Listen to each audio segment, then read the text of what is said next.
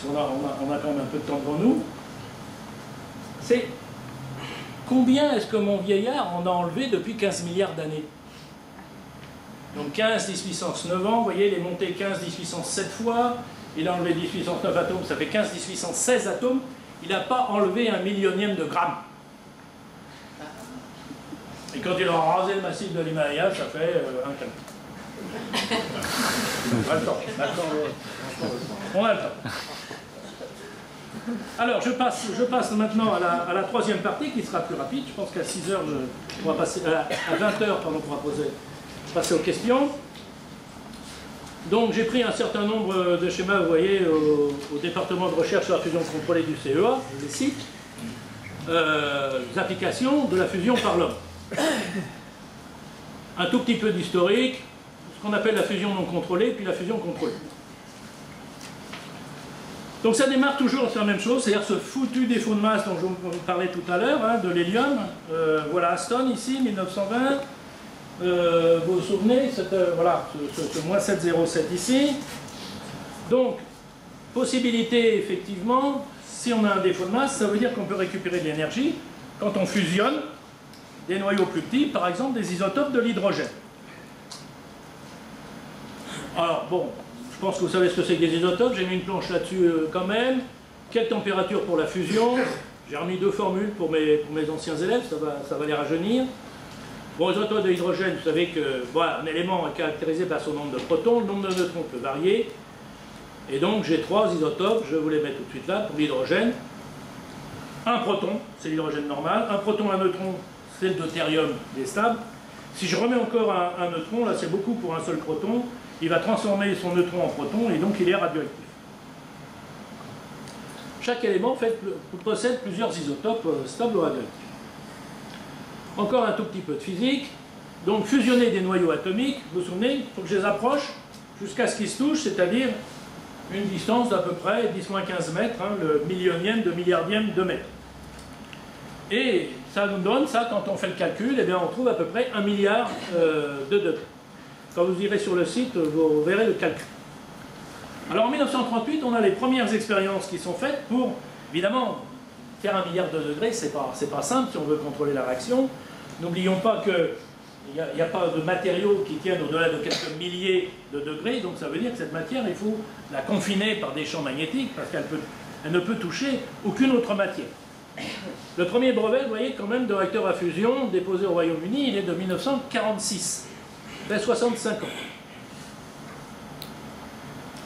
Alors les années 50, évidemment, c'est la fusion et la guerre froide, donc tout ça, on a le secret militaire là-dessus, tout simplement parce que pour faire ce milliard de degrés, en fait, pour faire la fusion, on utilise une bombe à fission. C'est sûr que vous ne pouvez pas faire ça dans un réacteur électrogène, hein, si vous voulez contrôler la réaction, mais en revanche, si vous voulez faire une bombe qui pète, c'est tout à fait possible. Vous vous souvenez, on récupère plus d'énergie qu'en fission, donc on récupère plus d'énergie par ces bombes H là. Donc voici un modèle qu'on trouve partout sur Internet. Et en 58 à 68, donc on a les premiers modèles pour essayer de faire de la fusion contrôlée, ce qu'on appelle les tokamaks. Et on en a un certain nombre qui fonctionnent dans le monde. Alors il y en a un qui a été la machine la plus performante qui était installée à Fontenay-aux-Roses, hein, pas si loin d'ici, de 73 à 76. Et depuis, on en a eu 4, hein, dont vous avez sans doute entendu parler, peut-être pas tous. Mais chacun, en fait, ont apporté leur contribution scientifique pour essayer de voir si c'était possible de faire de la fusion contrôlée. Et puis on en arrive à ITER, donc, qui doit démontrer la faisabilité industrielle d'un réacteur utilisant les réactions de fusion contrôlée. Donc vous avez le schéma ici sur CEA. Alors je me suis fait souvent attraper par mes collègues du CEA parce qu'avant je disais c'est un prototype.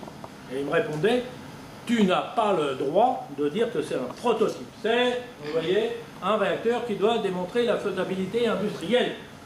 Alors j'ai dit, moi je veux bien, mais quand je vois production d'électricité au bout, c'est quand même pas vraiment ça, quoi. Hein. Bon, on aurait pu s'éviter de marquer production d'électricité. C'est plutôt l'électricité qui rentre que l'électricité qui sort.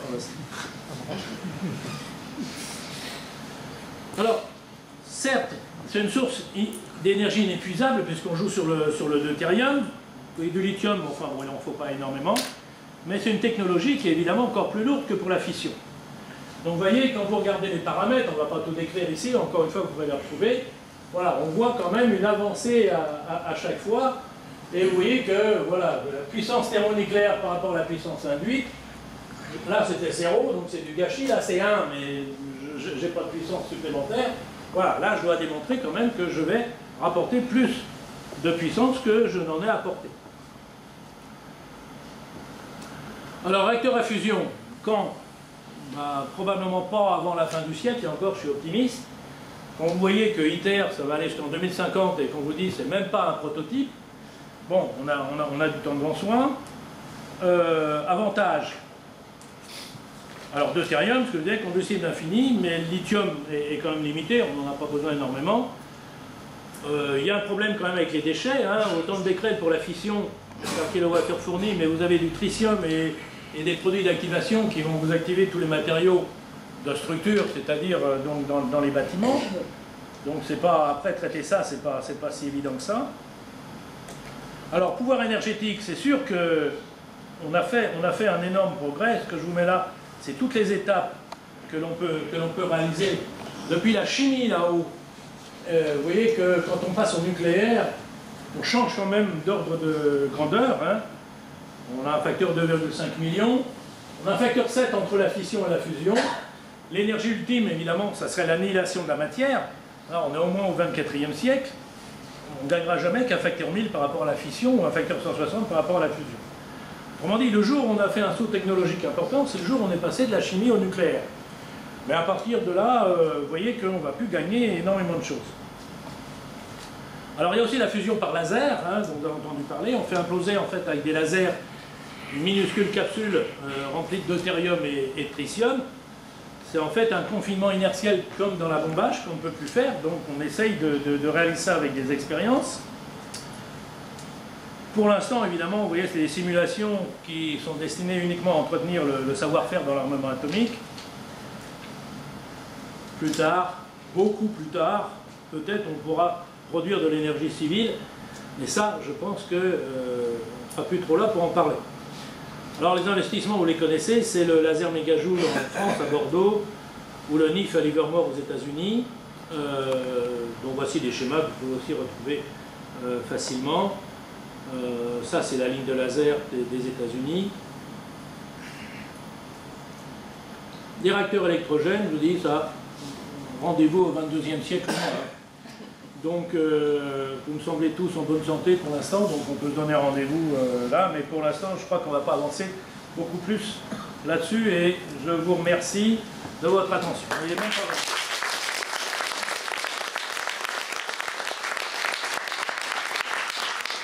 On va le site où vous pouvez retrouver les planches de toutes mes conférences, d'ailleurs, il y en a 6. Formations.com, faites pas .net, faites .com. Si vous faites .net, vous tombez sur un autre site et là vous êtes perdu. .com, c'est comme Sœur Thérèse. Si vous avez des questions.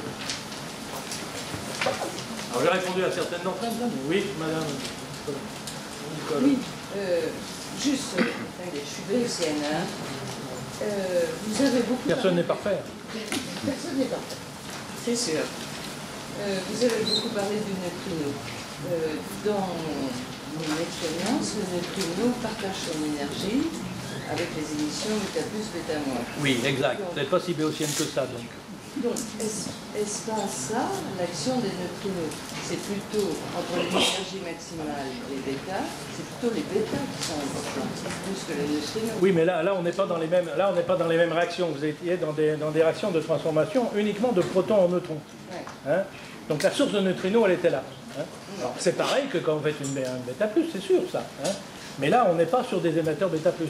Et donc le neutrino, en fait, il emporte toute l'énergie de cette transformation-là. Hein? Donc là, on n'est plus dans la même source de... Voilà. Oui. Une deuxième question sur le spectre du technicien qui m'intéresse beaucoup en tant que médecin nucléaire. Vous avez juste abordé par rapport au molybdène. Vous pouvez me donner quelques... Alors là, je parle du spectre élément technétium. Ouais. Je parle ni technétium 99, ni 99M, ni etc. Hein. Donc, tout logiquement, si vous voulez, c'est-à-dire qu'on identifie les éléments par le spectre qu'ils émettent, d'accord?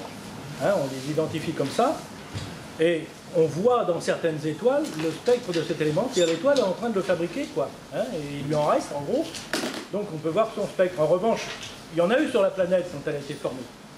Comme on est 4,5 milliards d'années après, il n'y en a plus, hein, parce que les durées de vie maximales, c'est millions d'années. Donc voilà. Hein, Alors, vous me direz, oui, mais il y a le 61 aussi, le Prométhéum. Est-ce qu'on a vu le spectre du 61? Alors, la réponse est non. Pour une seule raison, c'est que là, la durée de vie du Prométhéum, elle n'est même pas en milliers d'années, elle est en beaucoup moins que ça.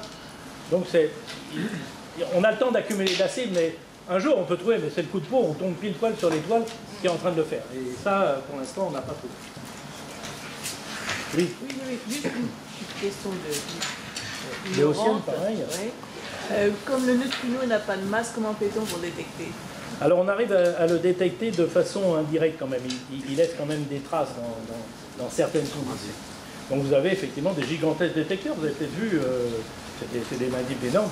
Et je vous dis aujourd'hui, enfin c'est une opinion personnelle, mais je pense qu'on cherche à détecter la masse du neutrino pour répondre à cette foutue question sur... tant est évidemment ça nous intéresse vraiment, mais je veux dire, ça c'est de la recherche pure. C'est faire avancer la connaissance. Il y a des détecteurs de neutrinos sous 2 réacteurs d'EDF. Voilà. Un à Bugey et l'autre qui se met en service à Flyuel, je crois. Parce que comme vous avez beaucoup de produits de fission et que les produits de fission sont bêta-, ils émettent effectivement, non pas neutrino, mais antineutrino. Mais bon, c'est le compagnon pareil du neutrino. Oui. ITER est plus ou moins controversé en ce moment. Est-ce que vous savez Oui. Moi le premier, j'ai fait une chronique pour l'AFP là-dessus. Ce que je dis, moi, vous retrouverez ma chronique sur le même site, là. Il y a toutes mes chroniques d'AFP, elles sont là. Et vous en avez une sur ITER. Et je ne suis pas contre l'expérience.